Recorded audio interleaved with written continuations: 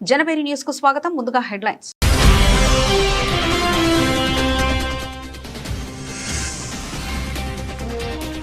భారత global IT leader, India software ఇంజనీర్లపై Putin ప్రశంసలు.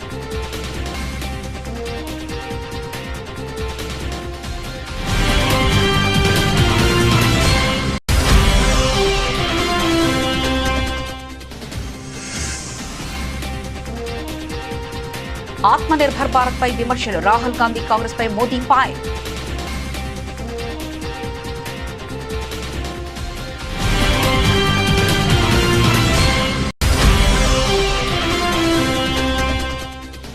జమ్మూ కాశ్మీర్ అంశం పూర్తిగా మా అంతర్గత విషయం. ఐక్యరాజ్య సమితి, యుఎన్ఓ వేదికగా పాకిస్తాన్ కు భారత్ కౌంటర్.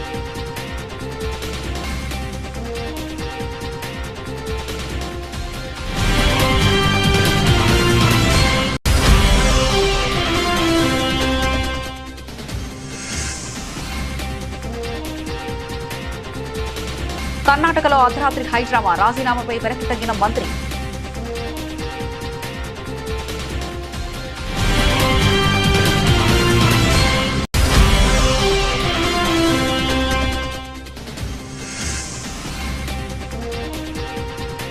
ప్రాజెక్టులపై ఏపీలో చర్చలు. సత్ఫలితాలు రాబోతున్నాయి. పాలమూరు ప్రాజెక్టుల పరిశీలన తర్వాత సీఎం రేవంత్ రెడ్డి వెల్లడి.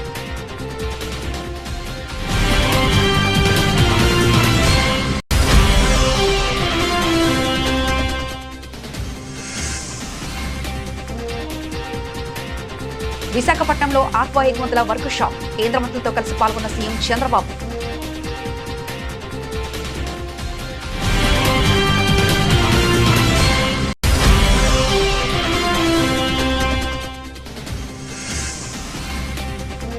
లక్ష కోట్ల ప్రభుత్వ భూమిని రేవంత్ రెడ్డి సర్కార్ పెద్దలకు అప్పగిస్తుంది. సంచలన ఆరోపణలు చేసిన కల్వకుంట్ల కవిత.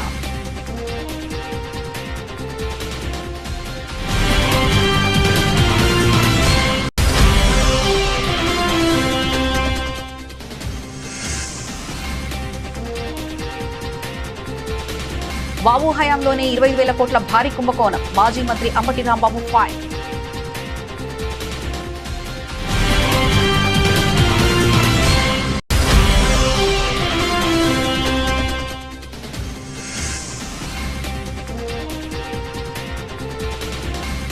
పాలమూరు రంగారెడ్డికి కాంగ్రెస్ సర్కారు ఏం చేసింది? సీఎం రేవంత్ పై లక్ష్మారెడ్డి ఫైర్.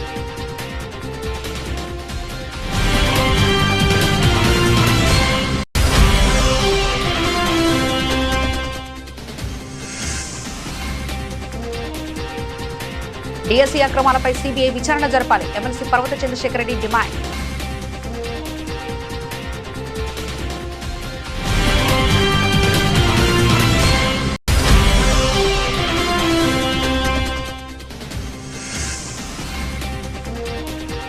నార్వే చెస్ టోర్నమెంట్లో ప్రజ్ఞానంద సంచలనం. తొలి భారతీయుడిగా సరికొత్త చరిత్ర.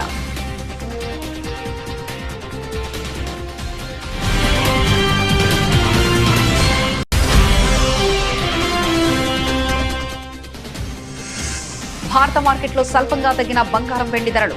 హైదరాబాద్ లో 1,55,720కి చేరిన 24 క్యారెట్ల తులం బంగారం.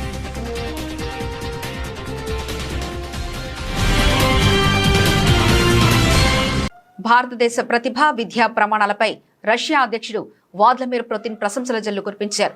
ఇరు దేశాల మధ్య ఉన్న సంబంధాలు కేవలం దౌత్యపరమైనవి కావని, అవి పూర్తి నమ్మకం, సోదరభావంతో కూడుకున్నవని స్పష్టం చేశారు. రష్యాలో జరుగుతున్న ప్రతిష్టాత్మక సెయింట్ పీటర్స్బర్గ్ అంతర్జాతీయ ఆర్థిక వేదిక SPIEF 2026 ప్లీనరీ సమావేశంలో పుతిన్ ఈ ఆసక్తికరమైన సమాధానాలు ఇచ్చారు. భారతదేశానికి ఉన్న మానవ వనరుల శక్తిని పుతిన్ ప్రతీకంగా కొనియాడారు.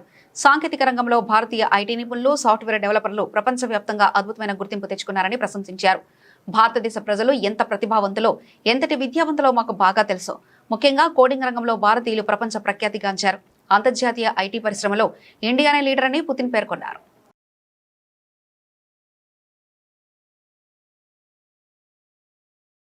కేంద్ర ప్రభుత్వం ప్రవేశపెట్టిన ఆత్మనిర్భర్ భారత్ పథకంపై కాంగ్రెస్ వాటితో పాటు ఆ పార్టీ అగ్రనేత రాహుల్ గాంధీ పదే పదే విమర్శలు చేయడాన్ని ప్రధాని మోదీ తప్పుపట్టారు. దేశ సంకల్పాన్ని కాంగ్రెస్ నేతలు తక్కువ చేస్తున్నారని మోదీ విమర్శించారు. గుజరాత్లోని సూరత్లో శుక్రవారం జరిగిన ఒక కార్యక్రమంలో మోదీ పాల్గొన్నారు. ఈ సందర్భంగా కాంగ్రెస్ పార్టీపై మండిపడ్డారు. ఏ దేశమైనా ఇతర దేశాల మీద ఆధారపడితే ఉన్నత స్థాయికి చేరుకోలేదనే విషయాన్ని ఈ నేతలు మర్చిపోయారని ప్రధాని అన్నారు. हमारी सरकार देश के विकास को सर्वोपरि रखते हुए काम कर रही है और इसलिए देश का भरोसा भाजपा पर है, भाजपा के विकास कार्यों पर है। इसलिए देश की जनता बार बार भाजपा को जनादेश दे रही है। हाल में ही हुए बंगाल के चुनाव,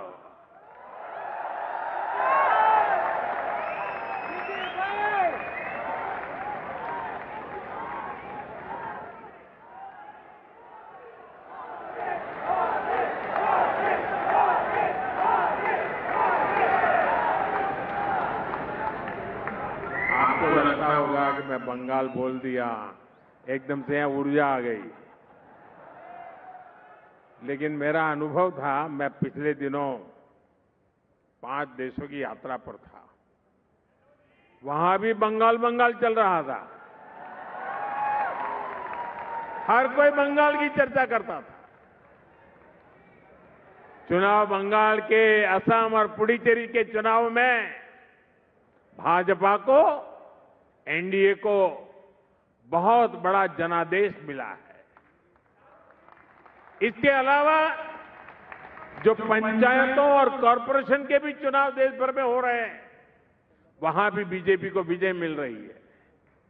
साथियों, ऐसे हर चुनाव का एक ही मैसेज है, देश अराजकता, अनिश्चितता और निराशा को पसंद नहीं करता। कांग्रेस बीते 12 वर्षों से अराजकता और अनिश्चितता फैलाकर अपने लिए अवसर खोज रही है, लेकिन देश की जनता उसे बार ఐక్యరాజ్యసమితి వేదికగా జమ్మూ కాశ్మీర్ అంశాన్ని ప్రస్తావించిన పాకిస్తాన్కు భారత్ మరోసారి గట్టి సమాధానం ఇచ్చింది. పాకిస్తాన్ చేస్తున్న వ్యాఖ్యలు వాస్తవాలకు విరుద్ధమైనవని, తప్పుడు కథనాలను ప్రచారం చేసే ప్రయత్నమని భారత ప్రతినిధి మండలి పేర్కొంది. ఐక్యరాజ్యసమితి జనరల్ అసెంబ్లీలో జరిగిన చర్చ సందర్భంగా పాక్కు భారత శాశ్వత ప్రతినిధి పర్వతనేని హరీష్ కౌంటర్ ఇచ్చారు. జమ్మూ కాశ్మీర్ గతంలోనూ ప్రస్తుతం భవిష్యత్తులోనూ భారతదేశంలో అంతర్భాగమనే ఉంటుంది. పాకిస్తాన్ అంతర్జాతీయ వేదికలను తన రాజకీయ ప్రయోజనాల కోసం దుర్వినియోగం చేస్తుంది. జమ్మూ కాశ్మీర్ కు సంబంధించిన అన్ని విషయాలు పూర్తిగా భారతదేశ అంతర్గత విషయాలు. పాకిస్తాన్ డొల్ల మాటలు, వాదనలు ఈ ప్రాథమిక వాస్తవాన్ని మార్చలేవని హరీష్ పేర్కొన్నారు. ఐక్యరాజ్య సమితిలో పాకిస్తాన్ కశ్మీర్లను అంతర్జాతీయంగా గుర్తించిన వివాదాస్పద ప్రాంతంగా పేర్కొంది. Mr. President, the unwarranted reference by Pakistan to a matter strictly internal to India, the Union Territory of Jammu and Kashmir, has compelled me to respond. Pakistan has decided not to spare this forum either from their characteristic misuse of august UN platforms for their divisive political interests. Abuse of its presence on the Security Council by Pakistan, including through the circulation of several misinformed and misleading communications, also testifies to this counterproductive approach. I'd like to remind Pakistan that being a member of the UN Security Council is a huge responsibility. It's not a forum for peddling biased and false narratives. I'd like to make it loud and clear. Jammu and Kashmir was, is and will always remain an integral and inalienable part of India. Any assertions to the contrary are baseless, devoid of and inconsistent with historical facts. Empty rhetoric and hollow claims by Pakistan would not change this fundamental reality. In the interest of time or the wider UN membership, I would not delve any further into this. Karnataka Congress ప్రభుత్వంలో మంత్రివర్గ విస్తరణ తర్వాత చెలరేగిన అసమ్మతి సెగలు తాత్కాలికంగా చల్లారాయి. శాఖల కేటాయింపులపై తీవ్ర అసంతృప్తితో తన మంత్రి పదవికి రాజీనామా చేస్తున్నట్లు ప్రకటించిన సీనియర్ నేత రామలింగారెడ్డి కొన్ని గంటల వ్యవధిలోనే తన నిర్ణయాన్ని వెనక్కి తీసుకున్నారు. ముఖ్యమంత్రి డీకే శివకుమార్ స్వయంగా రంగంలోకి దిగి ఆయనతో జరిపిన సుదీర్ఘ చర్చలు ఫలించడంపై ఈ సంక్షోభానికి తెరబడింది. శుక్రవారం రాత్రి రాజీనామా ప్రకటనతో కలకలం రేపిన రామలింగారెడ్డిని బుజ్జగించేందుకు ముఖ్యమంత్రి డీకే శివకుమార్ స్వయంగా రంగంలోకి దిగారు. జయానగర్లోని ఒక ప్రైవేట్ హోటల్లో అర్ధరాత్రి దాటాక రామలింగారెడ్డితో ఆయన భేటీ అయ్యారు.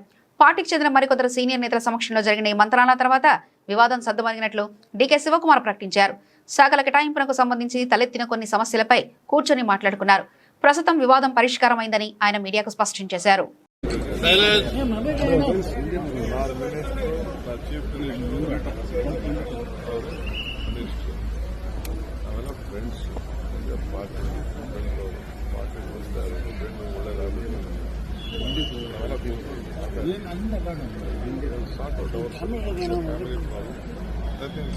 ಖಾತೆ ಬದಲಾವಣೆಗೆ ಒಪ್ಕೊಂಡಿದ್ದಾರೆ ಸರ್.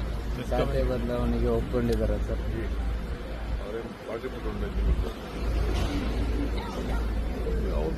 ಹೇಳ್ಕೊಂಡಿದ್ದಾರೆ ಮಿಸ್ಕಮ್ಯುನಿಕೇಶನ್ ಸಮಥಿಂಗ್ ಈಗ ರಾಜೀನಾಮೆ ಅದೇ ಖಾತೆಯಲ್ಲಿ ಕಟ್ಟಿ ನಿಮ್ಗೆ ಹೇಳಕ್ಕಾಯ್ತಿದ್ದ ಓಲಿ ನಾನು ಮೀಡಿಯಾಗೆ ಖಾತೆ ವಿಚಾರ ಮತ್ತೊಂದು ವಿಚಾರ ಅಲ್ಲಿ ಏನ್ ಮಾತಾಡೋದು ಏನು ಇಲ್ಲ ಮಾಡ್ದೋ ಅಂತ ಹೇಳಕ್ಕಾಗ್ತದ ಖಾತೆ ವಿಚಾರವಾಗಿ ಸರ್ ಸಾಕಷ್ಟು ಬೆಳಗಿಂದ ದೊಡ್ಡ ಬೆಳವಣಿಗೆ ಆಗ್ತಾ ಇದೆ. ಅವೆಲ್ಲ ಆಗ್ತಾ ಇರಬೇಕು. ಮಳೆ ಗುಡುಗು ಬಿಸಿಲು ಸಂಧಾನ ಸಕ್ಸಸ್ ಆಗಿದೆ. బచావత్ ట్రిబ్యునల్ ఉమ్మడి ఏపీకి 811 టీఎంసీలు కేటాయిస్తే అందులో తెలంగాణకు 299 టీఎంసీలు చాలంటూ కేసీఆర్ రాసిన మరణ శాసనం సంక్లిష్టంగా మారింది. దాన్ని తొలగించే ప్రయత్నం చేస్తున్నాం. ప్రాజెక్టులపై పక్క రాష్ట్రంతో చర్చలు జరుపుతున్నాయి. సత్ఫలితాలు రాబోతున్నాయి. త్వరలో మంచి వార్తలు వినిపించబోతున్నాయి. 90 టీఎంసీల పాలమూరు రంగారెడ్డి ఎత్తిపోతల పథకం, 20 టీఎంసీల డిండి ఎత్తిపోతల పథకానికి నికర జలాలు ఇవ్వడానికి సమ్మతి తెలిపి ఎన్ఓసీ ఇస్తేనే తదుపరి చర్యలు ఉంటాయని ఆంధ్రప్రదేశ్ ప్రభుత్వాన్ని ఉద్దేశించి ముఖ్యమంత్రి రేవంత్ రెడ్డి వ్యాఖ్యానించారు. కృష్ణా గోదావరి జలాల్లో న్యాయమైన వాటా నుంచి ఒక చుక్క నీటిని కూడా వదులుకోబోమని స్పష్టం చేశారు. జల వివాదాల పరిష్కారం కోసం ఒక రాష్ట్రంతో చర్చలు జరుపుతుంటే బురద చల్లడానికి రెడీగా ఉంటారు. బురద చల్లినా అడ్డుపడినా పక్క రాష్ట్రంతో చర్చలు జరిపి పాలమూరుకు 90 టీఎంసీలు, డిండికి 20 నుంచి 30 టీఎంసీల నీటిని వాటా సాధిస్తామని స్పష్టం చేశారు. ఇవాళ మీరందరూ ఆశీర్వదించి మీరందరూ నమ్మకంతో విశ్వాసంతో ఆనాడు ఏ విధంగా అయితే మిడ్చల్ మండలం నన్ను జడ్పీటీసీగా గెలిపిస్తే ఏ విధంగా అయితే నేను ఎదుగుతూ వచ్చినో ప్రతి సందర్భంలో ప్రజలకు చేసుకుంటూ వచ్చినా ఇవాళ నేను ముఖ్యమంత్రి అయినా కాబట్టే 22,000 కోట్లు రాష్ట్రం మొత్తం సాగునీటికి ఖర్చు పెడితే ఒక్క మన జిల్లాకే 8,000 కోట్ల రూపాయలు నేను ఇచ్చిన. మా ఎమ్మెల్యేల అసెంబ్లీలో అన్న అన్ని పాలమూరికే తీసుకుపోతావా మా సంగతి ఏందని అడిగారు. మీరు కూడా చూసారు. నేను చెప్పిన అయ్యా మాది 60 ఏండ్ల గోస, మాది వలసల బతుకులు. ఇవాళ నేనున్నా, ఇక నేనున్నప్పుడు కూడా మా వాళ్ళకి ఏం చేయకపోతే ఓ బుక్కెడు పువ్వ ఎక్కువ పెట్టకపోతే వడ్డించడానికి నేను ఉండి కూడా దండగా ఇక మీరేమని అనుకున్నాయా మా జిల్లా కొంచెం ఎక్కువ పెడతా అని చెప్పిన. పెద్ద మనసు వేసుకొని ఉత్తమ్ కుమార్ రెడ్డి గారు, బట్టి విక్రమార్క గారు సహకరించి ఇవాళ మన జిల్లా నుంచి ఏ కాగితం పోయినా ఇవాళ మనకు పనులు అవుతున్నాయి, నిధులు విడుదల అవుతున్నాయి.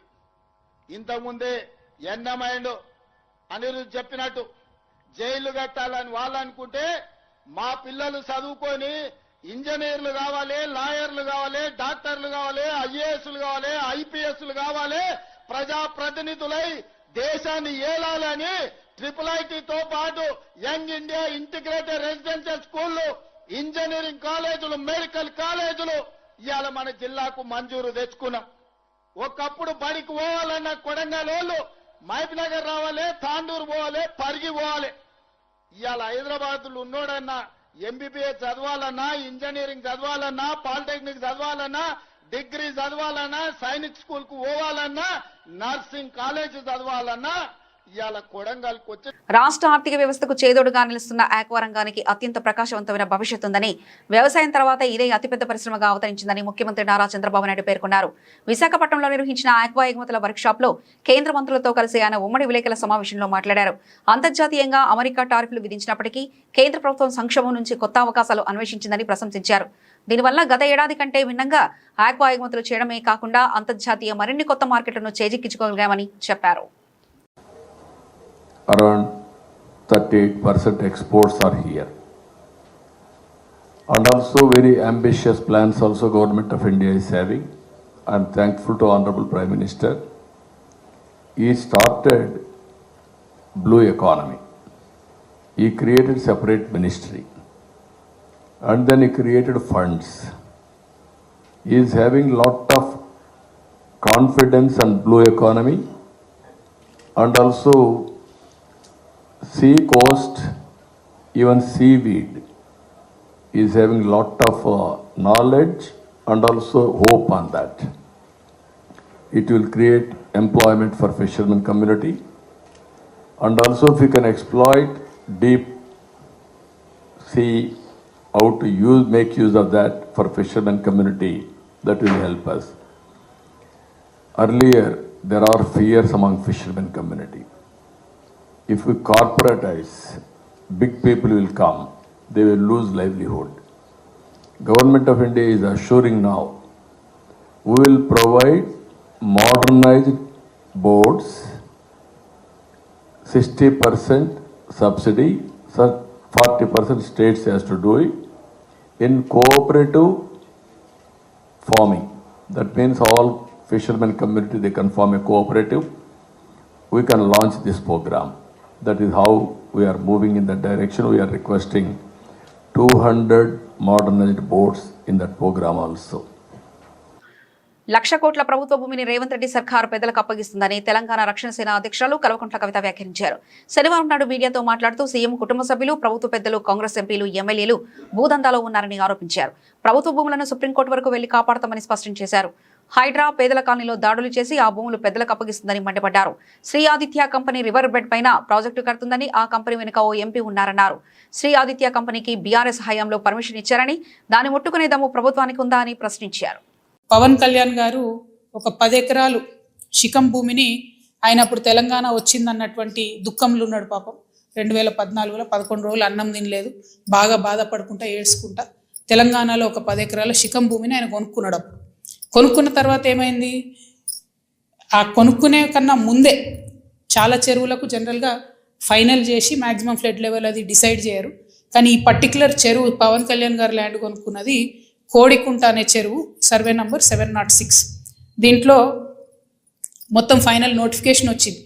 ఏ 10 ఎకరాలు అయితే ఆయన కొనుక్కున్నాడో అది శిఖం భూమి అని ఫైనల్ నోటిఫికేషన్లో ఇరిగేషన్ డిపార్ట్మెంట్ చెప్పి ఉన్నది. పవన్ కళ్యాణ్ గారు నిన్న మాట్లాడుకుంటే ఏమన్నారంటే, నా తప్పు ఉంటే అది శిఖం భూమి అయితే ప్రభుత్వానికి ఇచ్చేస్తాం అన్నారు. అయితే ఈయన రిజిస్ట్రేషన్ చేసుకునేటప్పుడు ఎన్ని తప్పులు దొరికినాయంటే, అందులో ఓన్లీ 3 ఎకరాలే శిఖము, మిగతా 7 ఎకరాలు మాగాని అని రాసింది. కానీ అది తప్పు, ఖచ్చితంగా రికార్డ్స్లో ఉంది. నేను ప్రభుత్వాన్ని డిమాండ్ చేస్తూ ఉన్నాను. ఇరిగేషన్ రికార్డులో 10 ఏకర్స్ శిఖం భూమి అని ఉన్నది. ఆ కాయిదాలు మా దగ్గర ఉన్నాయి.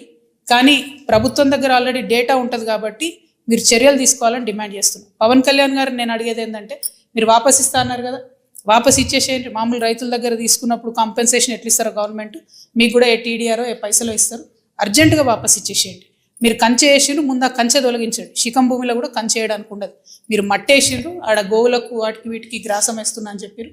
మట్టేసిండ్రు, ఆ మట్టి మొత్తం చెరువులే వేసిరు కాబట్టి అది కూడా తొలగించాలి. తక్షణమే మీరు వాపస్ ఇవ్వాలని చెప్పి నేను పవన్ కళ్యాణ్ గారిని డిమాండ్ చేస్తున్నాను.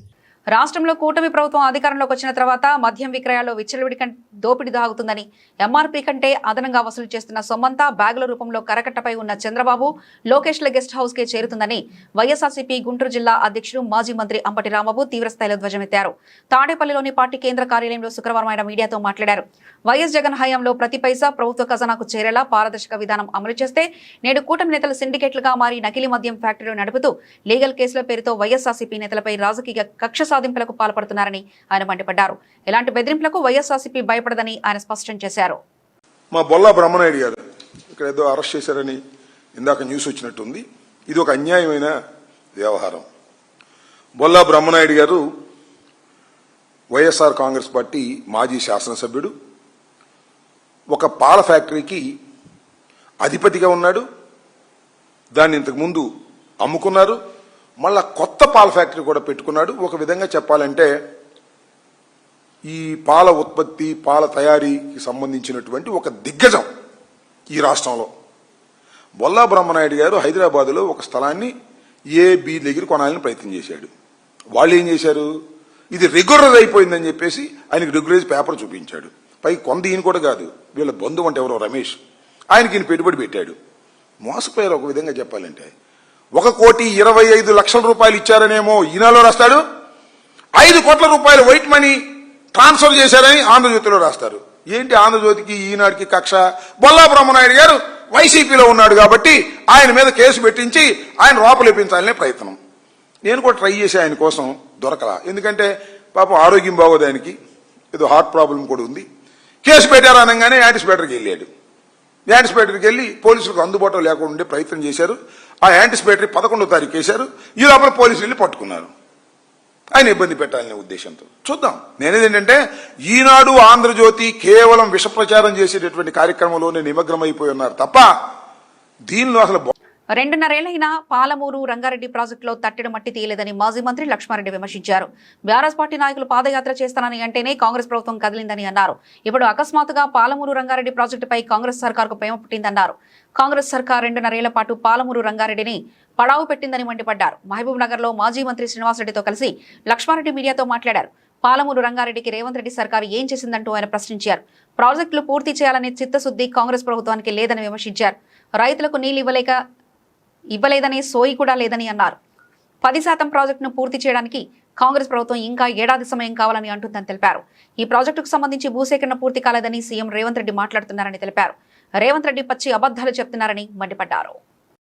ఇవాళ క్లియర్ గా నిన్నటి సమావేశంలో ముఖ్యమంత్రి గారు కానీ మంత్రులు కానీ అందరూ కూడా ఒకటే మాట్లాడారు, పాదయాత్ర గురించి మాట్లాడారు. మీరు పాదయాత్ర చేస్తే ఏమవుతుంది, పాదయాత్ర గురించి అని వాళ్ళే పాదయాత్ర గురించి మాట్లాడినంటేనే ఆ పాదయాత్రతోనే కదిలి వచ్చింది అనేది ప్రజలందరికీ అర్థమైంది. క్లియర్గా మహబూబ్నగర్ జిల్లా ప్రజలందరూ చర్చ చేసుకుంటా ఉన్నారు. మరి బీఆర్ఎస్ పార్టీ నాయకులు పాదయాత్ర చేస్తామని అనౌన్స్ చేసిన తర్వాతనే కదలిక వచ్చిందనేది చాలా సంతోషం, మాకు కూడా సంతోషం అనిపించింది. ఒక ప్రధాన ప్రతిపక్ష పార్టీ మా పాత్ర మేము నెరవేర్చినాం, మేము మాట్లాడినాం. మా మాట్లాడిన దానికి స్పందన వచ్చి మరి ముఖ్యమంత్రి గారు కూడా విజిట్ చేసి నిన్న మన 2 రోజులు సార్ ఇష్టం వచ్చిన మాటలు మాట్లాడిపోవడం జరిగింది. సార్ ఏదేమైనా నిన్న వాళ్ళు అనౌన్స్ చేశారు కాబట్టి 6 నెలల్లో కంప్లీట్ చేసిన ఒక ఆయన అన్నాడు, సంవత్సరం అని ఒక ఆయన అన్నాడు. సరే సంవత్సరంలో వాళ్ళు అన్నది కూడా ఇప్పుడున్న మేము ఏదైతే చేసిన దాన్ని కంప్లీట్ చేస్తా అన్నారు. అయినా సరే మరొక 2-3 నెలలు టైం ఇస్తాం. పాదయాత్ర ప్రస్తుతానికి పెండింగ్ పెట్టి మరి వాళ్ళ స్పందన వచ్చింది కాబట్టి ఒక 2-3 నెలలు చూసి మరి మనం అనుకున్న ప్రకారం వాళ్ళు పనులు చేస్తే సంతోషం, మేము కూడా దాన్ని సమర్థిస్తాం. లేదంటే అప్పుడు మా కార్యాచరణ ప్రకటిస్తాం.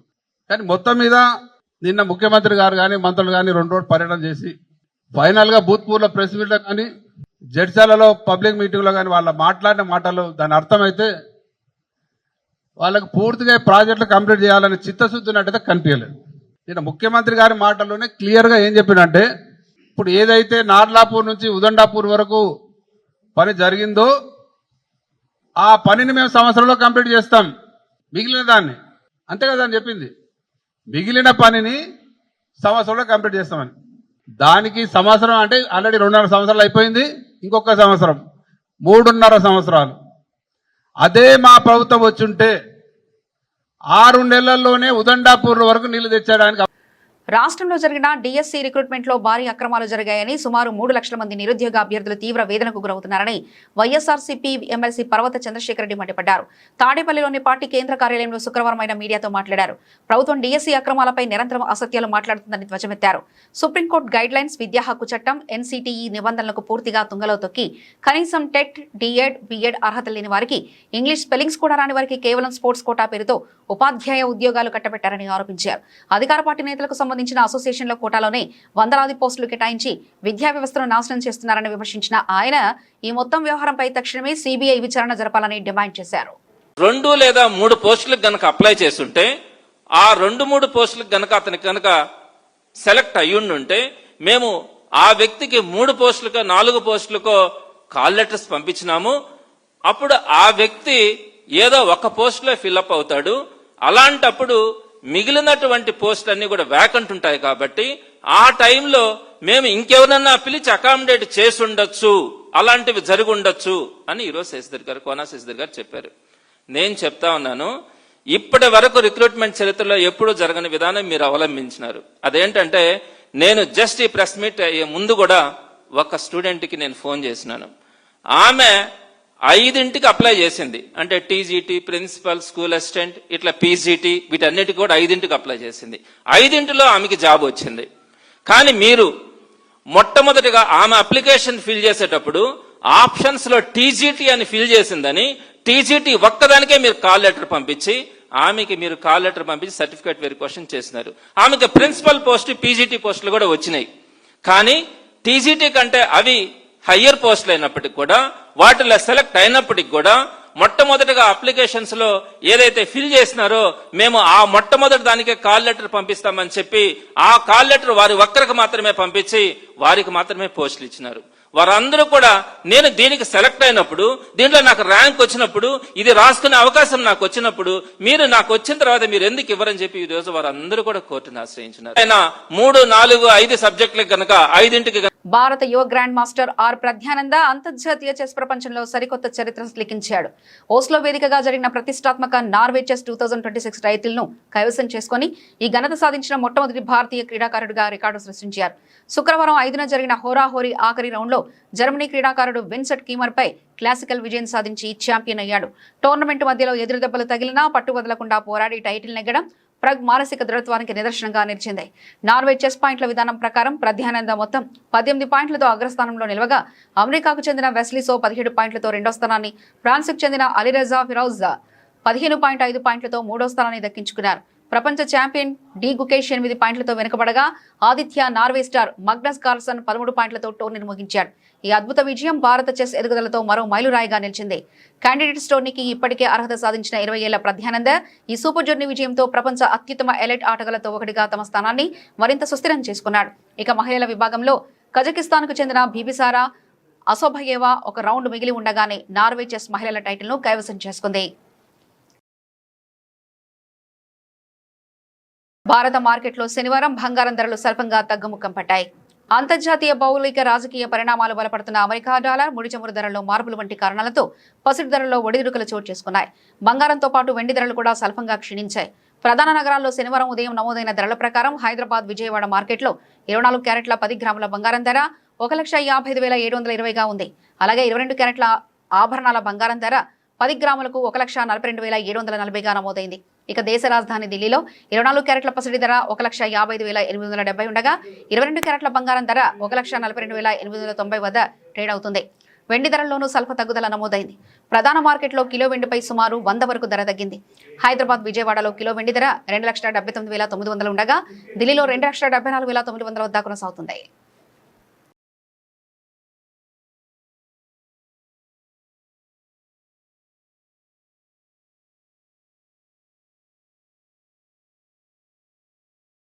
బులెటిన్ ముగించే ముందు హెడ్లైన్స్ మరోసారి చూద్దాం.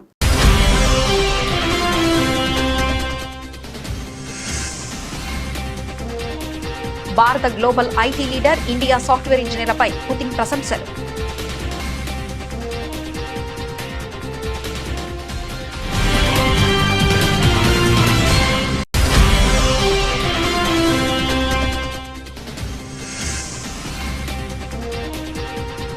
ఆత్మనిర్భర్ భారత్ పై విమర్శలు, రాహుల్ గాంధీ కాంగ్రెస్ పై మోదీ ఫైర్.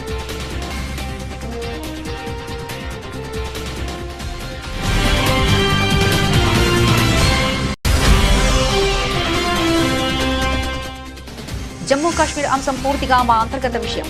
ఐక్యరాజ్య సమితి, యుఎన్ఓ వేదికగా పాకిస్తాన్కు భారత్ కౌంటర్.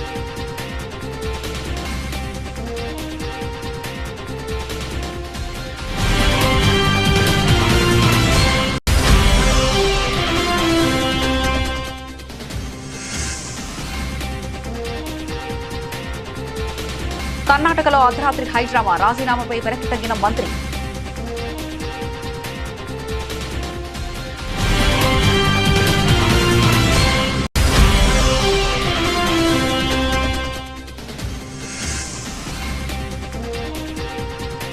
ప్రాజెక్టులపై ఏపీలో చర్చలు, సత్ఫలితాలు రాబోతున్నాయి. పాలమూరు ప్రాజెక్టుల పరిశీలన తర్వాత సీఎం రేవంత్ రెడ్డి వెల్లడి.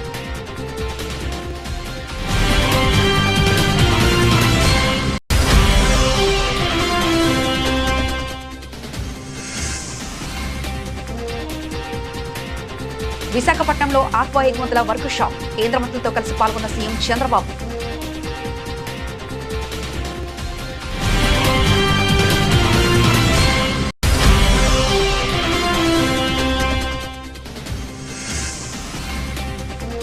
లక్ష కోట్ల ప్రభుత్వ భూమిని రేవంత్ రెడ్డి సర్కార్ పెద్దలకు అప్పగిస్తుంది. సంచలన ఆరోపణలు చేసిన కల్వకుంట్ల కవిత.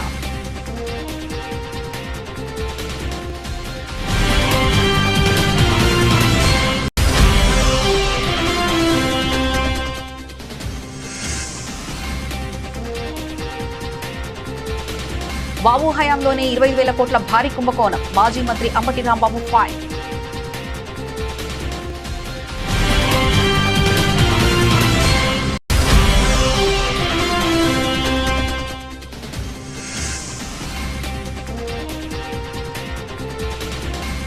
పాలమూరు రంగారెడ్డికి కాంగ్రెస్ సర్కారు ఏం చేసింది? సీఎం రేవంత్ పై లక్ష్మారెడ్డి ఫైర్.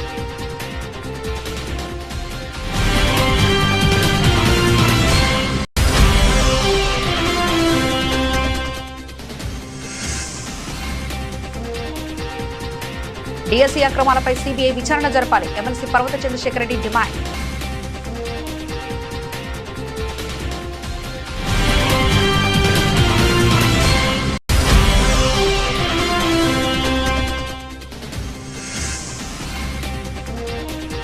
నార్వే చెస్ టోర్నమెంట్లో ప్రజ్ఞానంద సంచలనం. తొలి భారతీయుడిగా సరికొత్త చరిత్ర.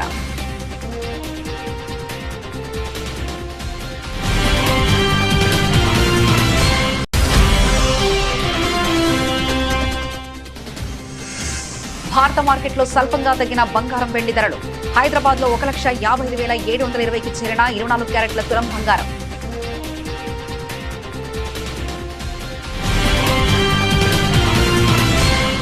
ఇవి ఇప్పటివరకున్న అప్డేట్స్. మరో బులెటిన్లో మళ్ళీ కలుసుకుందాం. అంతవరకు సెలవు. నమస్కారం.